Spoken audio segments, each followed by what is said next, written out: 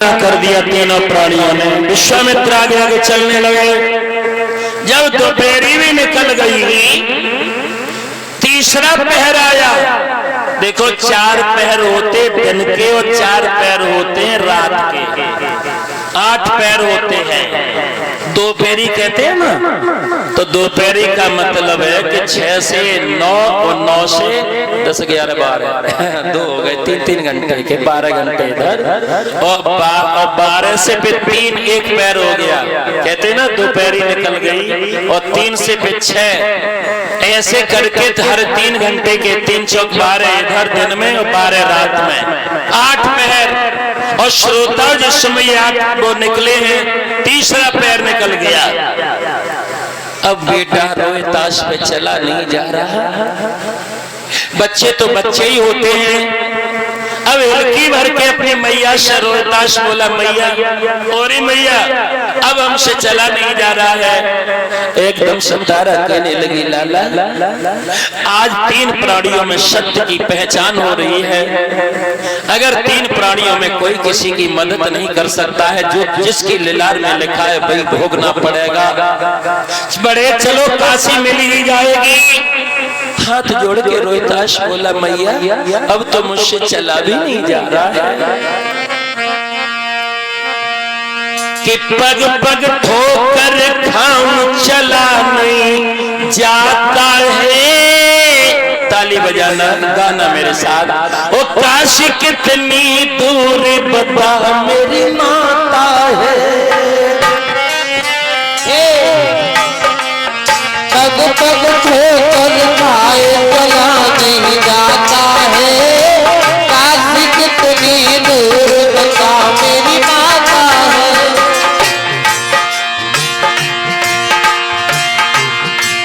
मैं मरा भूख के मारे, माँ भोजन मुझे करा दे।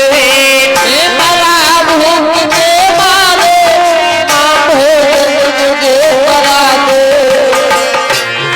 गाइए, साथ गाइए, शर्म ना कीजिए, प्रेम से गाइए। ऐसी हमें तुम्हें मिल पाती है। हो सकता पूरे जीवन निकल जाए, बंसीवाई नहीं मिल पाए, या हमें आप लोग ना मिल पाओ, और मिलो भी तो हमारे बीच में जो आज है वो ना रहे। ताली बजा परीक्षा जी, परीक्षा जी। मैं मरा भूख के मारे, माँ भोजन मुझे करा दे। मैं मरा भूख के मारे, माँ भोजन मुझे करा दे। मनोज, मैं मरा भूख के मारे, माँ भोजन मुझे करा दे। रहा नहीं जाता है, काशी कितनी दूर बता मेरी माता है। पग पग ठोकर खाए चला नहीं जाता है। काशी कितनी दूर बता मेरी माता है। पग पग ठोकर खाए चला नहीं जाता है। काशी कितनी दूर बता मेरी माता है। एकदम से तारा कहने लगी, लाला या खाने खिलाने के लिए कुछ नहीं है, चलो बड़े चलो। एकदम रोहिताश बोलो, मैया मैं मरा प्यास के मारे, माँ पानी मुझे पिला दे। मैं मरा प्यास के मारे, माँ पानी मुझे पिला दे। अगर भोजन की व्यवस्था नहीं है मैया, मेरे देखो कितने पकड़ा गए हैं, मुझे पानी तो कम से कम पिला सकती हो। मैं मरा प्यास के मारे, माँ पानी मुझे पिला दे। तरस नहीं आता है, काशी कितनी दूर बता मेरी माता है। पग पग ठोकर खाए चला नहीं जाता है। काशी कितनी दूर बता मेरी माता है। पग पग ठोकर खाए चला नहीं जाता है। काशी कितनी दूर बता। एकदम से तारा कहने लगी, लाला भोजन होता तो पानी भी होता, ना तो भोजन है ना पानी है। रोहिताश बोलो, मैया मेरे पैर न पड़ गए छाले, गोदी में माता उठा ले।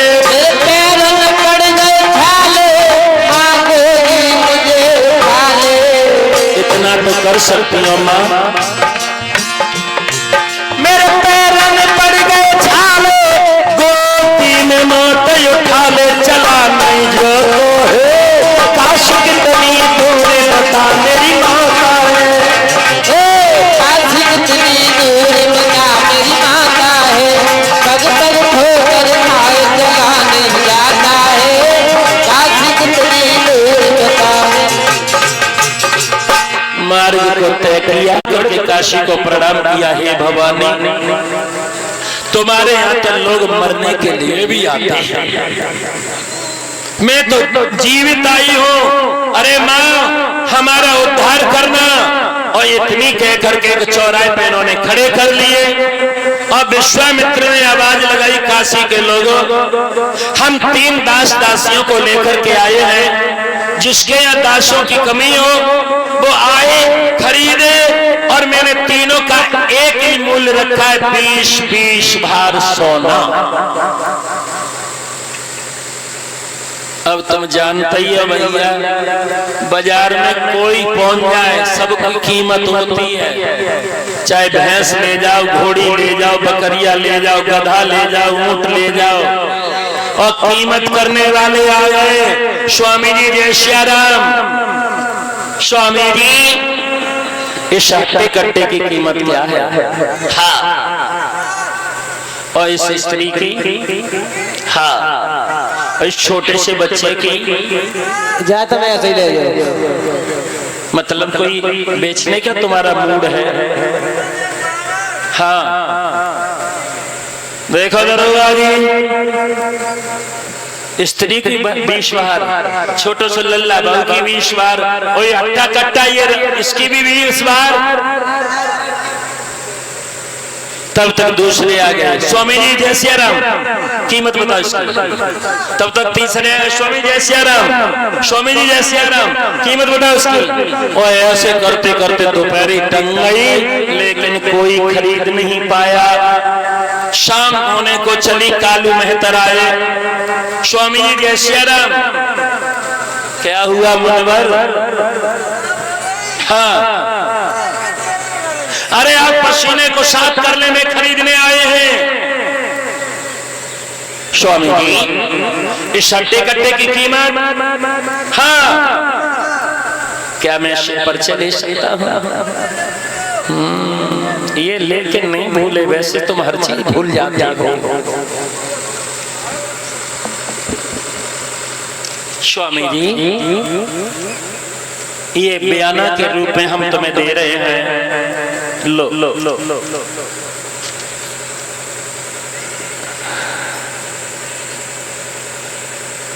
ये वैसे बहुत शर्री हैं, लेकिन पैसे को बहुत पहचानते हैं। अच्छा, स्वामी ने जैसे ही आज्ञा दी तो उन्होंने पूछा, क्या नाम है तुम्हारा? क्या नाम है तुम्हारा? एकदम से हरिश्चंद्र नम्र भाव में हाथ जोड़ करके कहने लगे, मालिक मेरा नाम हरिया है। देखो समय की बात, कहा वो हरिश्चंद्र आया, हरिश्चंद्र आज दास बनने चले तो एक ही नाम बताया है, और बड़ी नम्रता से, मालिक मेरा नाम हरिया है। माया के 3 नाम होते हैं, 3 नाम होते हैं माया के। अब हरिश्चंद्र को जैसे ही पकड़ लिया, कलाई को पकड़ा है, 20 बार सोना दिया, लेकर के चले तो रानी तारा ने अपने श्रीमन को मुड़ करके देखा, भगवान आप जा रहे हो? हाँ। ये 40 बार का कर्जा किस लिए छोड़ जा रहे हो? की बार में तारा कहने लगी, श्रीमन इस मझधार में मुझे छोड़ करके मत जाइएगा। और क्यों छोड़ के जाते हो, मुख मोड़ के जाते हो, क्यों छोड़ के जाते हो?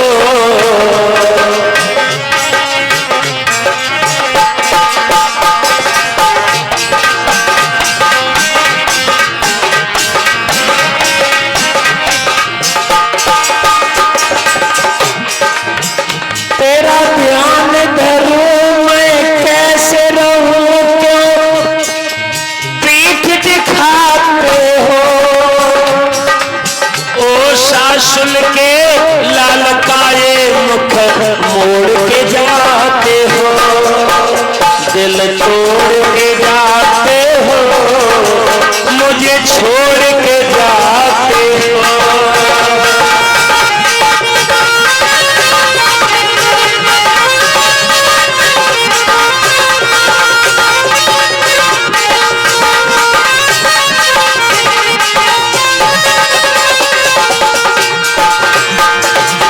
तारा कहने लगी भगवान तुम सुनो हमारे सैया, ओ सैया मेरे राजा जी, पलू तुम्हारे में पैया, मेरे राजा जी पलू तुम्हारे में पैया।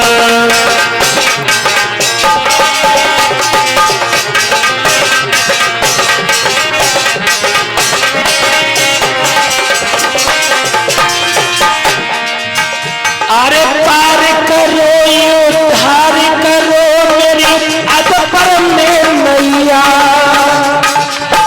दर छोड़ चले गए मेरे स्वामी शासुल के छैया। दिल तोड़ के जाते हो, क्यों पीठ दिखाते हो।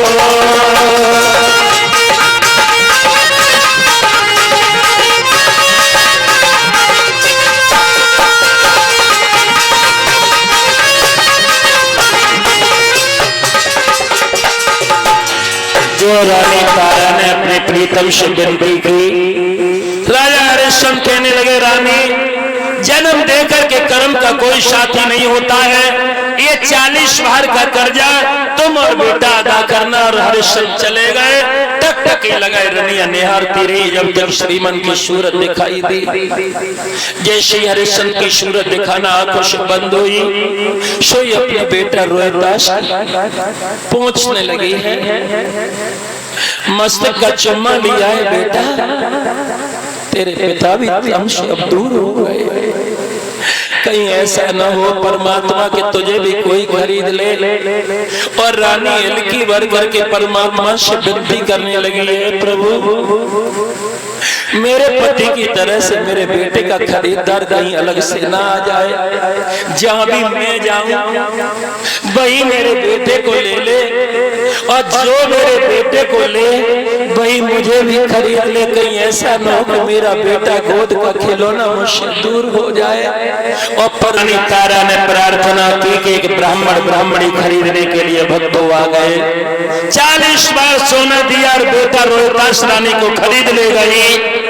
कालू मेहतर के यहाँ हरिश्चंद्र का एक ही काम है, पहले गलियों में हमारे साथ सफाई करना और मेरी मेहतरानी के लिए घाट से पानी भर के लाना। और दुकानदार के पास में जाकर के कहा कि तुम यहाँ से सामग्री खरीदोगे, भोजन बनाओगे। हरिश्चंद्र बेचारे लग गए। जैसे ही हरिश्चंद्र ने भोजन बनाया, रात्रि हो गई, बन का बिलाव बन करके विश्वामित्र झपट्टा मार के चारों चपातियां ले गए। हरिश्चंद्र ने सुबह भोजन बनाया, बना करके भक्त तैयार ही कर पाया था, और तब तक वही विश्वामित्र एक दरिद्र भिखारी बन करके आ गए और कहने लगे दाता दो, 4 रोज हो गए पेट में अन्न का दाना नहीं गया। बारे दयालु हरिश्चंद्र ने सोचा हमें तो 2 ही दिन भये हैं, जा बेचारे को 4 दिन हो गए। 4 चपाती बनाई, चारों की चारों उसके हवाले कर दी। अब हरिश्चंद्र सोचने लगे लगता है मुझसे अन्न देव भी रुष्ट हो गया है। हरिश्चंद्र ने निराहार सेवा करना प्रारंभ की। और इधर रानी का काम है ब्राह्मणी के घर में झाड़ू लगाना, बर्तन साफ करना, भोग बनाना, ठाकुर जी के लिए भोग लगाना। और बच्चे का काम है एक बड़ी सी छपरिया ले जा करके और बगिया से अच्छे अच्छे पुष्प लेकर के आना। यही दिनचर्या हो गई। हरिश्चंद्र को माता बहनों 36 रोज हो गए। शरीर इतना कमजोर हो गया कि घड़ा सीढ़ियों पर मेहतर के चढ़ते हुए फूट जाता है।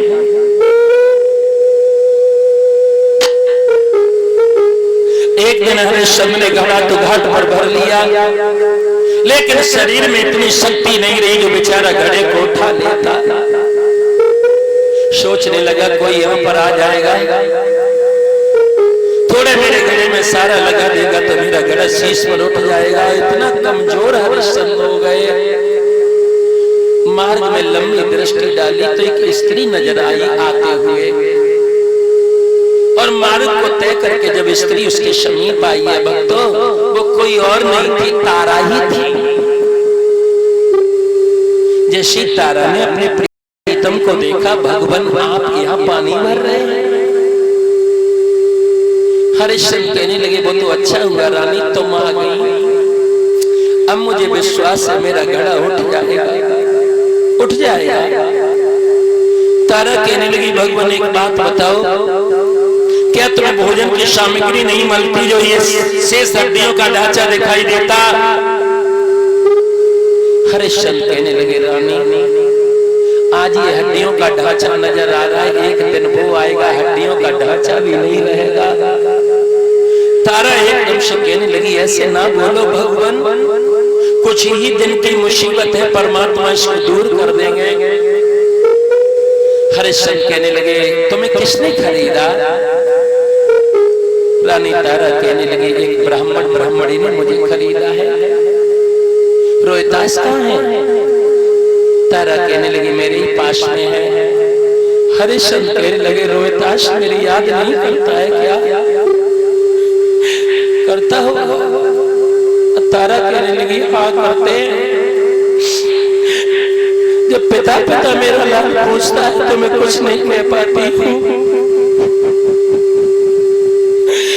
हरिश्चंद्र रोने लगे। एक दिन वो था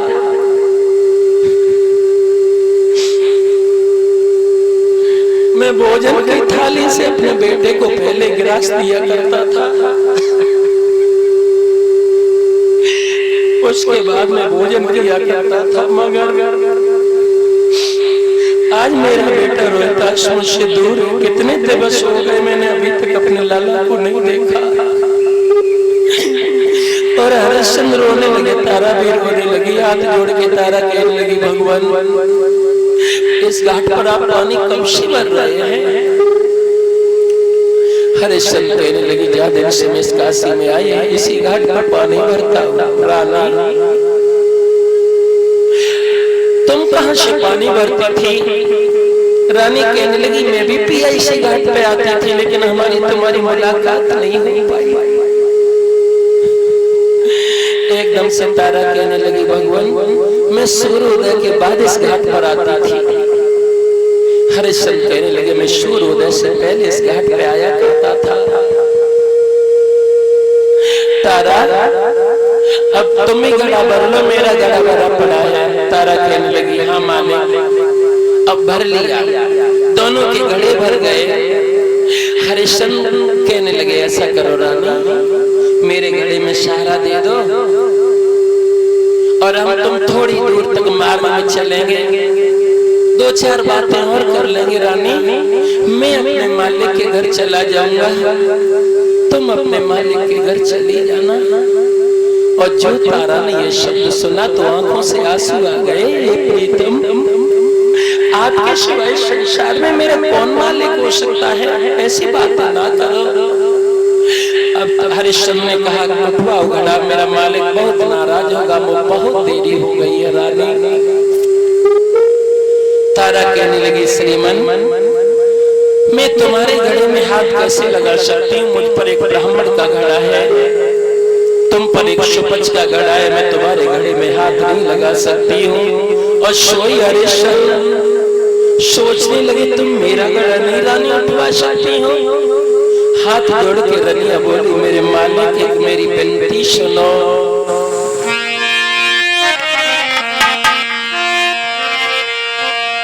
सैया सुने अरज हमारी,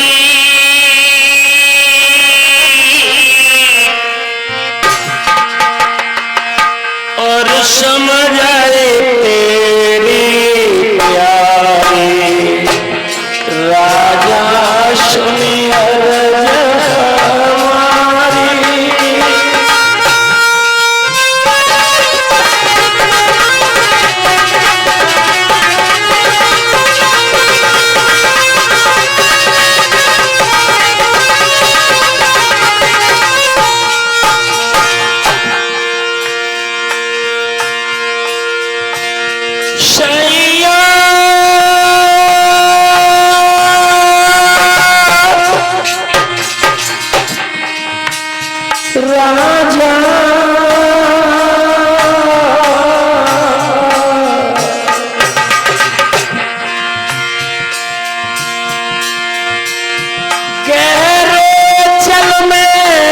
धस जइयो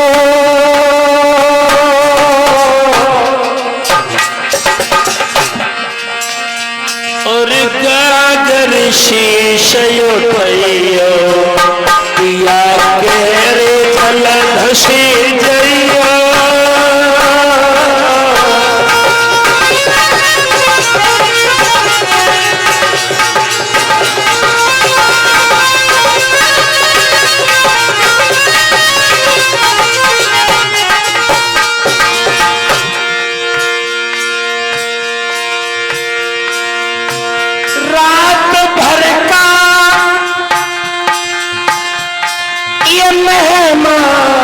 अंधेरा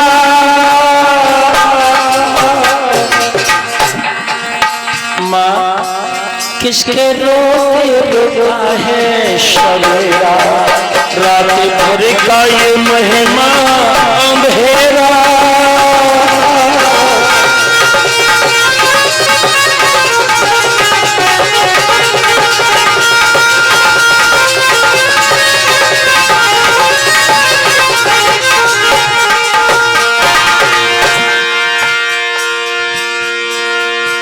सैया सुनिया राजा हमारी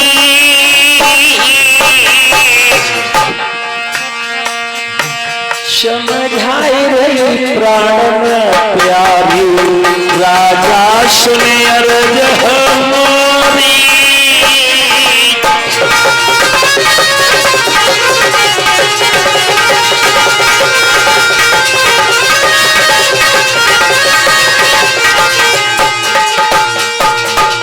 माता दर्शन देखते रहे जब तक सूरत आंखों में दिखाई देते रहे। अंत में करते भी क्या, सूर्यदेव को प्रणाम किया है शक्ति के सृजन करता। इस समय मुझे बल दीजिए और जहरे जल में घुस गए। घड़ा बराबर आया उठा लिया, लेकिन परीक्षा जी घड़ा को जब महत रानी की सीढ़ियों पर लेकर के चढ़े अंतो गत्वा पैर फिसल गया, घड़ा फूट गया।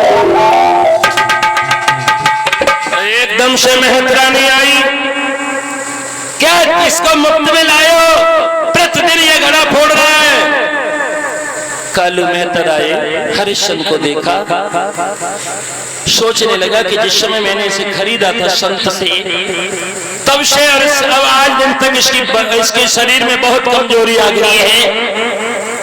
गले से लगा लिया, भैया हरिया क्या तुझे भोजन नहीं मिलता है, भोजन की सामग्री नहीं लाते हो। हरिश्चंद्र बेचारे कुछ नहीं बोले। भक्तों दौड़ करके गया, दुकानदार से पता लगाया। दुकानदार ने कहा तुम्हारे यहाँ जो दास है वो केवल 3 ही दिन सामग्री ले गया है।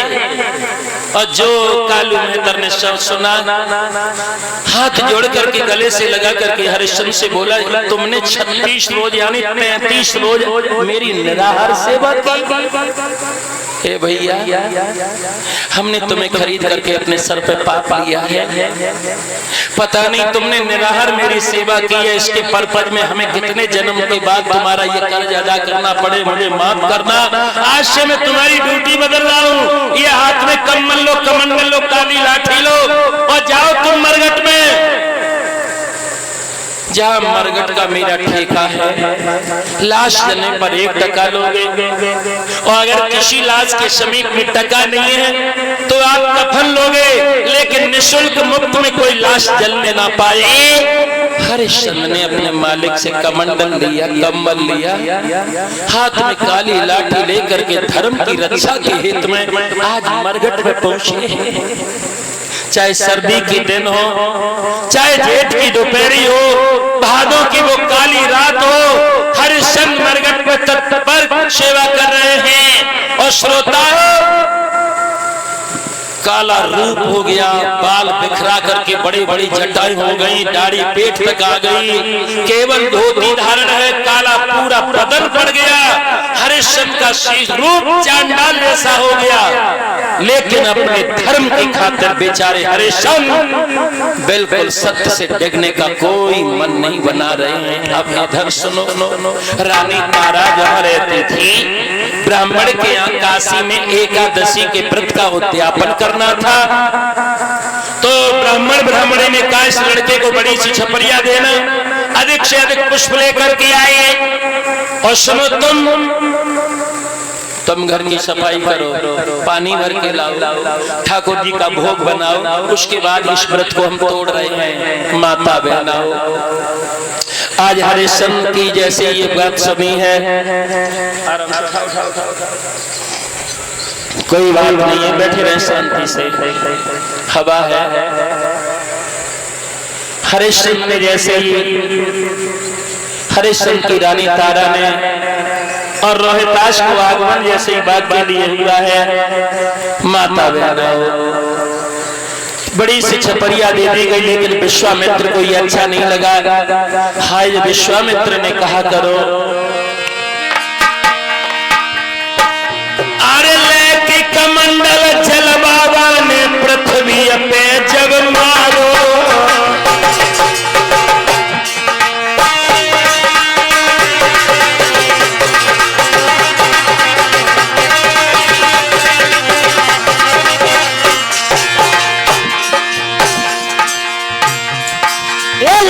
कमंडल से जल पावन पृथ्वी पे जब मारो,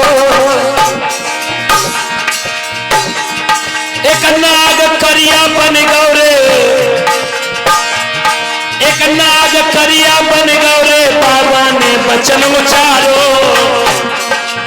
विश्वामित्र ने कमंडल से जैसे ही जल दिया और धरती पे एक नाग बन गया और नाग से कहने लगे, जाओ बेटा, हरिश्चंद्र का बेटा रोहिताश बगिया में फूल लेने के लिए आएगा, तुम अपने बदल को बड़े से फूल के पीछे छिपा लेना, और जैसे ही फूल को वो बच्चा तोड़े, उस बच्चे को इतना काटना है, इतना उसके शरीर में जहर उड़ेलना है कि बच्चा अपने मुख से मां शब्द ना कह पाए। अरे भैया,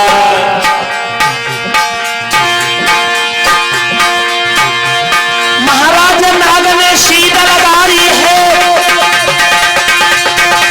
बगिया के पीछे कलाउजन छुपाई है, ओरी हम जोली ओरी भायोली, चलिए तो गंगा मैया नहाई, जमे निर्मल हो शरीर, ओरी हम जोली, चलिए तो गंगा मैया नहाई, जमे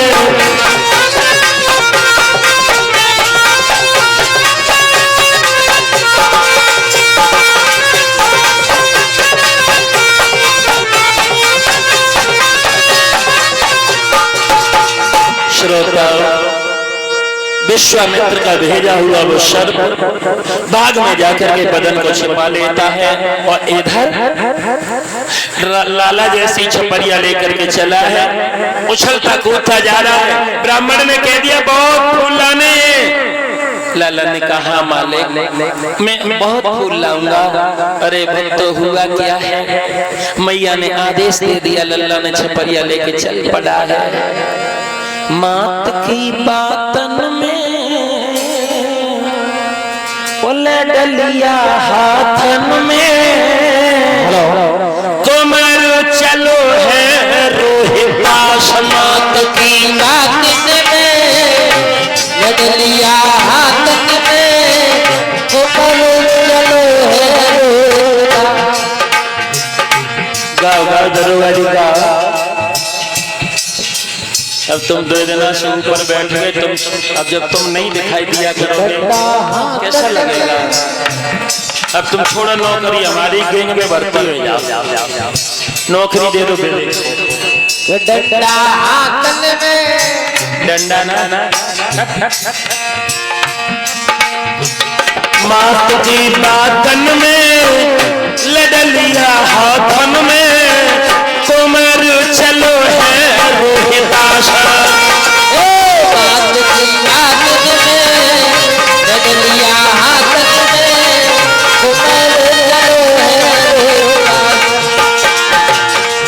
वैसे एक बात बताएं, आज तब भी हमारा मन लग रहा है इस भीड़ को देख करके। नबी 2-3 दिन जितनी भीड़ हुई है ना, इतनी तो हमारे क्षेत्र में हवन पर होती है। अब जामे विनोद भैया की गलती ना, जय गांव के सटी वही कथा होती तो और ज्यादा भीड़ हो जाती, और बहादुरपुर की तरफ होती तो बहुत ही भीड़ हो जाती। लेकिन मैया का ये मंदिर बड़ी दूर पड़ता है, यहाँ वही आएंगे जिस पर माँ की असीम कृपा होगी। सब कोई थोड़ी आ जाए। तुलसी पिछले पाप सो हर चर्चा न सुहाए, और जैसे बुखार के आते ही भूख विदा हो जाए। यहाँ आश्रम पर वही लोग आएंगे जिन पर मीना देवी मैया की कृपा होगी। तुम तब भी नजदीक के देखो पुरेलाते आएगा, कृपा है। बंसीवाई आएगा मैनपुरी से। तो जब तक वक्ता के आगे पब्लिक नहीं होती है तो मन नहीं लगता है। आज बड़ा अच्छा लग रहा है, ताली बजाओ।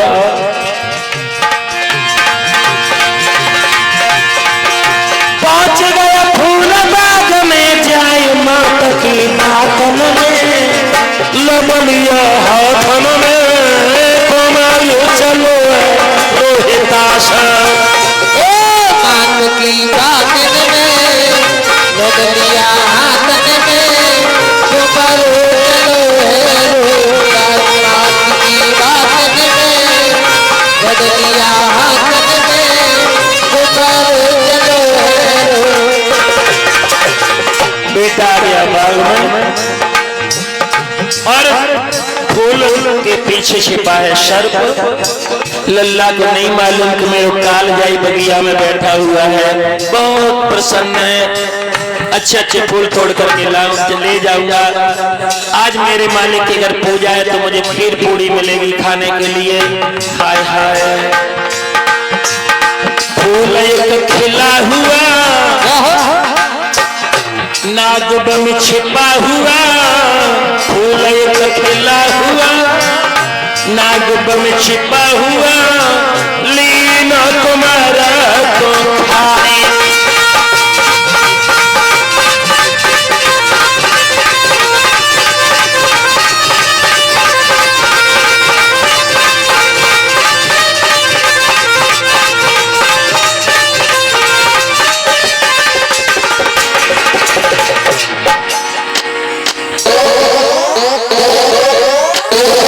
पुरस्कार मार करके पाया, एकदम से हाथ से छुड़ाने लगा, मैया ओ मैया।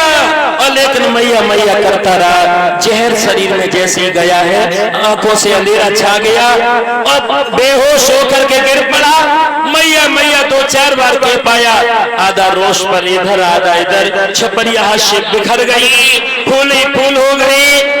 अंत में रोहितास एड़ियों को धूल में रगड़ने लगा, लेकिन तब तक सारे बच्चे बगिया के जा चुके। कोई नहीं, शांति हो गई। विश्वामित्र को चैन नहीं पड़ा। काशी में जाकर के कहा, एक काशी के लोग, किसी लड़के को बाग में खा लिया है नाग ने, जिस किसी का वो जाकर के पता करे। हाय हाय, मैया तारा ने जब ये आवाज सुनी, दौड़ करके दरवाजे पे आई। तब तक स्वामी जी आगे निकल चुके थे। एकदम ब्राह्मणी आई, कौरी तू बड़ी आई बच्चे वाली, तेरा ये अकेला बच्चा है क्या? चल घर में आटा लगा। और जैसे मैया ने आटा गूंदना प्रारंभ किया है, पुत्र की याद में मैया के आंखों से आंसू टपके। और जैसे ही गिरते आटे पे आंसू देखे तो ब्राह्मणी चिल्ला के केवल क्या कर रही है, क्या कर रही है? तेरे आंखें आंसू आटे में गिर रहे, ये बोले दूषित हो रहा है। एकदम से कहने लगी, मैया अब नहीं गिरेंगे मेरी आंखें आंसू।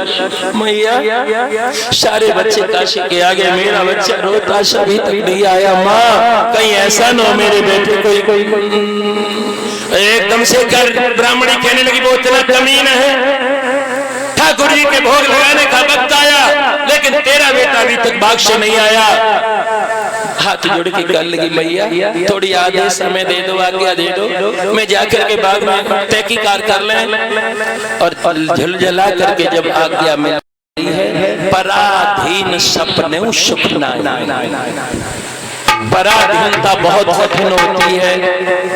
जितने लोग इस समय सरकारी जो गवर्नमेंट में सर्वेंस में है, उन्हें पूछो, घर पे बड़ा सा काम लगा है, लेकिन आदेश ऊपर से छुट्टी का नहीं हो रहा।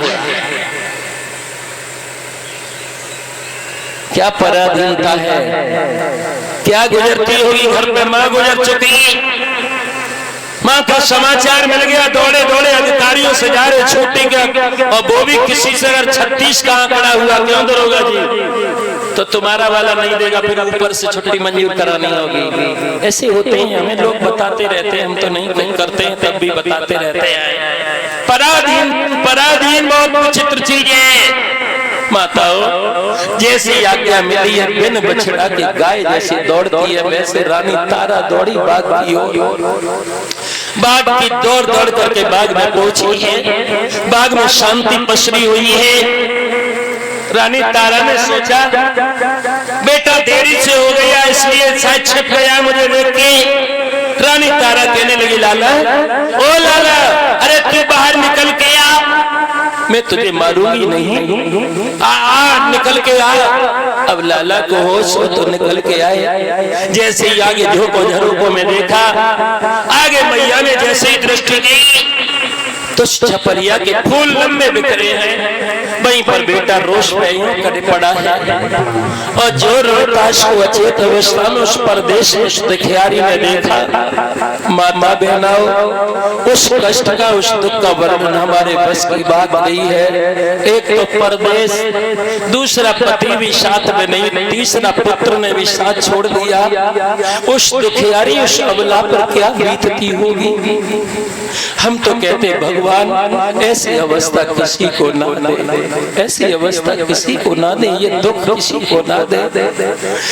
झाग निकला है मुख से, साड़ी के पल्लू से तारा ने पोछा और छाती से लगा लिया लाला। स्वामी जी सही कह रहे थे, भगवान काल बन करके मेरे लाल का आया नाग। और रो करके तारा कहने लगी कि हम चैत गर्भ में रही, नींद वर सोई न काया में।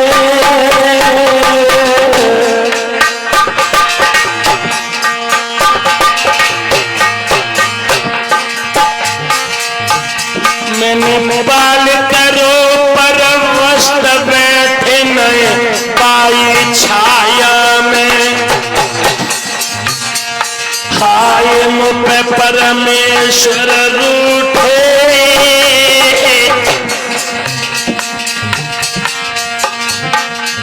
तीन लोक के नाथ आई तुम परदेश न लूटे। अरे भाई जब कर्जा की तंगी,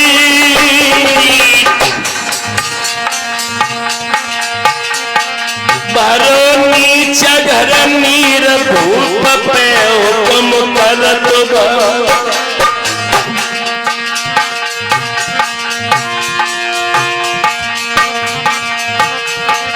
अरे कुमर की सनम कलाश धरी,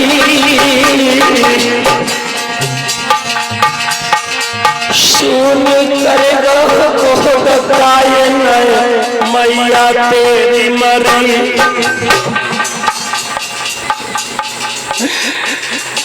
हाँ सुन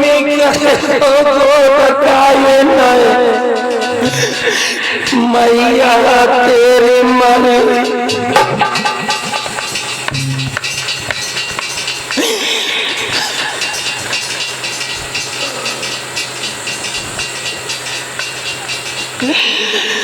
अरे चलो गो तीन को तारो, हम कैसे धीरज धरेला मेरो उमर बार। हम कैसे धीरज धरेला मेरो अब उमर बार। क्या दशा हुई उस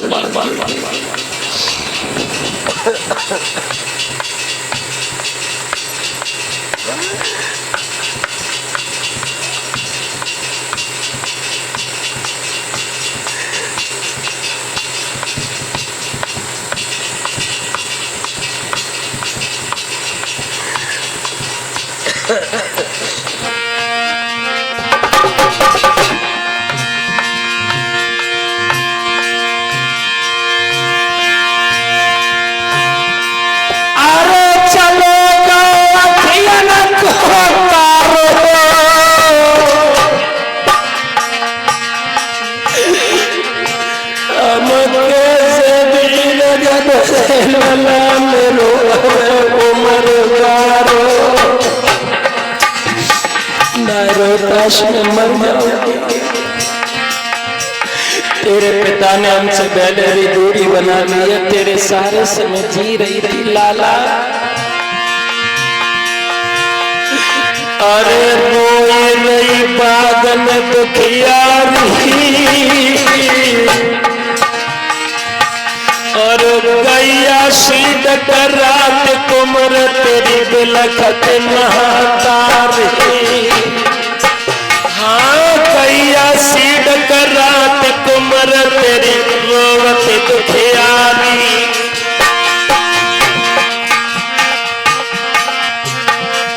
अरे गुरु मेरे बहादुर आए जइयो,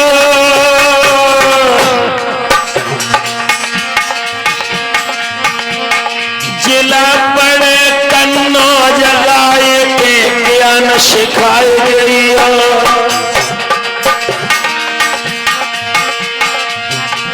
याद में रोए रो वंशी वारो,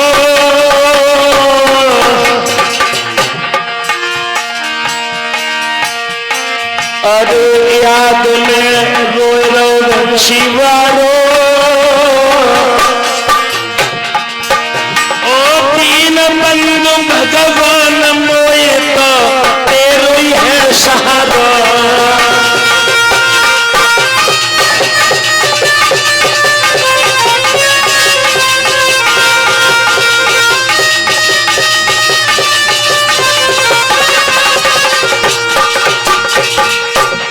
बात का माली आ गया। माली मरघट में दाग लगाओ ना, मिट्टी सड़ जाएगी, फट जाएगी।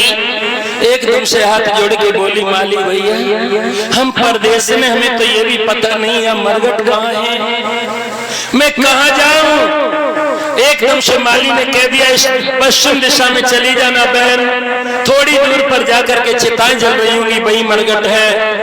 अब इतनी कह करके माली तो चला गया। अब दुखिया वो अगला करती भी क्या, साड़ी के लिए टका नहीं है। बेटा रोहिताश की ओर देख करके बोली लाला उठ करके बोल सुना दे, ये सारे झंझट कट जाए। क्या कर रहा है आज मेरी वो अवस्था है, तेरे पर कफन डालने के लिए मेरे पास कोई व्यवस्था नहीं। और हिलकी भर के रानी अपने बेटा से बोली लाला के बेटा मेरी गोदी के आज होएगा रवाना। बेटा मेरी गोदी के आज होएगा रवाना है।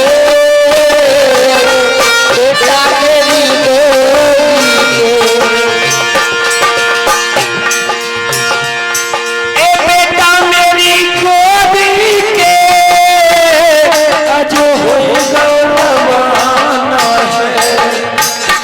मरघटी का पता नहीं, मरघटी का पता नहीं, कहाँ दाग लगाना है। मरघट का पता नहीं, कहाँ दाग लगाना है। मरघट का पता नहीं, कहाँ दाग लगाना है। रो रही है रानी तारा, रोहिता से कह रही लाला तुझे मैंने कितनी मुसीबत से पाला बेटा, तेरी मैया पे क्या गुजरी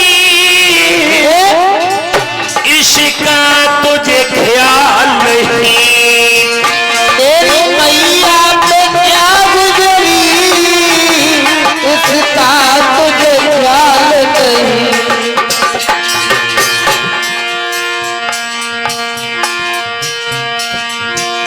तेरी मैया पे क्या गुजरी इसका तुझे ख्याल नहीं। मेरे पास नहीं कौड़ी काश कफन उड़ाना है। मेरे पास नहीं कौड़ी काश कफन उड़ाना है। तेरे पास नहीं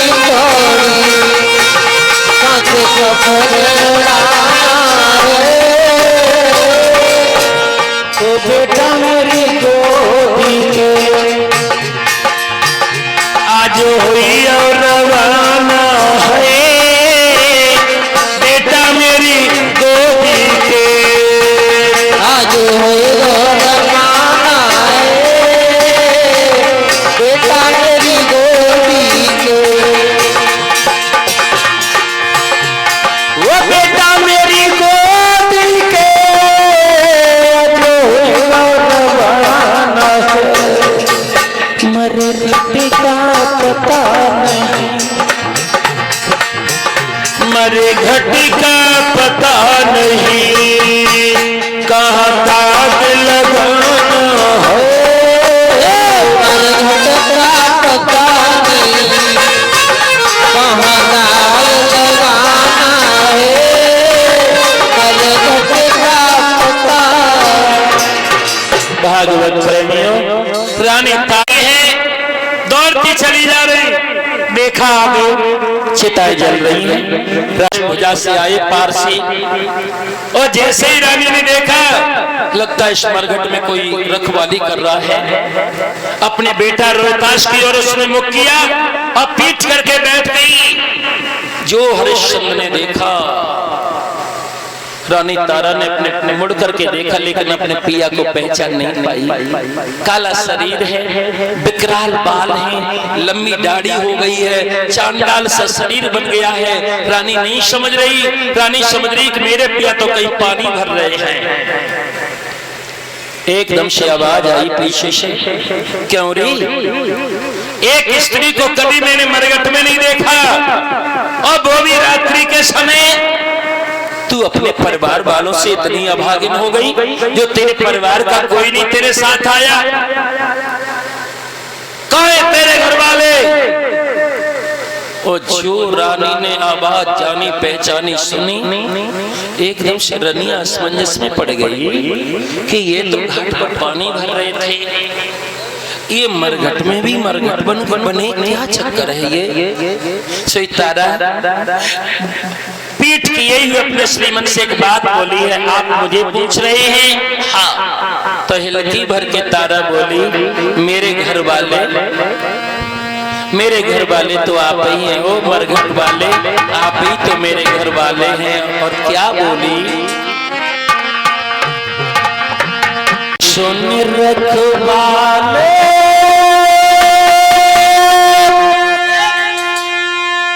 मरघट के, मरघट के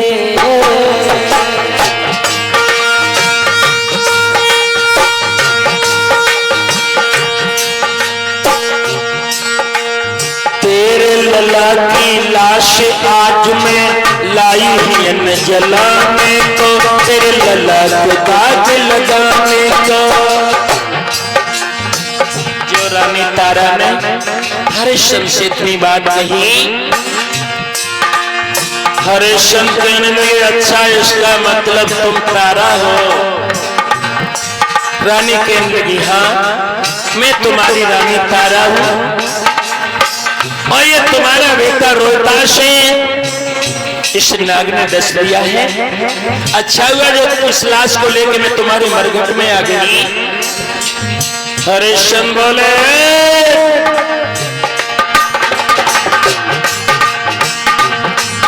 अरे नियम यही मेरे मरघट का, पहले चुका दो कर का टका, टका चुका दे दाग लगा लो, मान मेरे समझाने का, सुन रखवाले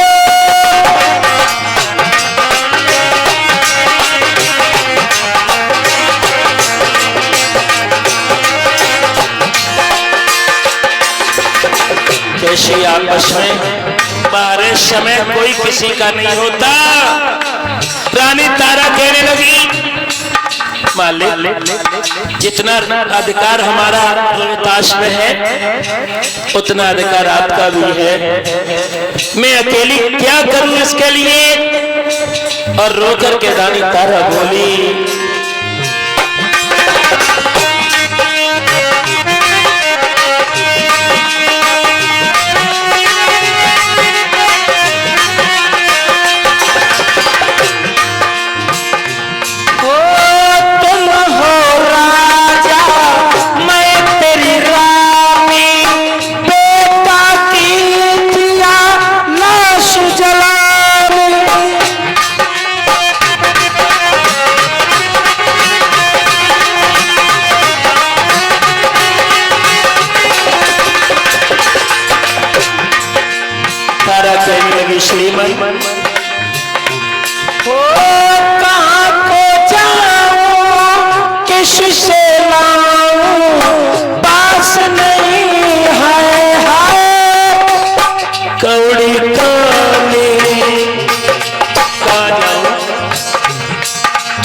पीछे पीछे इस काशी में तुम्हारे साथ में बैठ गई। अब ये टका देने के लिए मैं कौड़ी कहां से लाऊं भगवान? एकदम से हरिश्चंद्र कहने लगे, वाह, अब तू यहाँ पर हमारी रानी बन रही है, घाट पर तुम मिश्रानी बन गई, तूने मेरे घड़े में हाथ नहीं लगाया। कोई किसी की रानी नहीं, कोई किसी का राजा नहीं। और हरिश्चंद्र बोले, तारा ए राजपाट तज दिया, धर्म हित बिक गए तीनों प्राणी, नहीं रहा मैं तेरा राजा, नहीं रही तू रानी। कोई किसी का राजा नहीं, कोई किसी की रानी नहीं, इसलिए हमको तुम्हें एक टका देना होगा, टका नहीं तो कफन देना होगा। जो प्रण हरिश्चंद्र का कठिन देखा, सोई तारा कह लगी, श्रीमन ऐसा व्यवहार ना करो, देखो अब तुम्हारी अर्धांगिनी की क्या हालत है।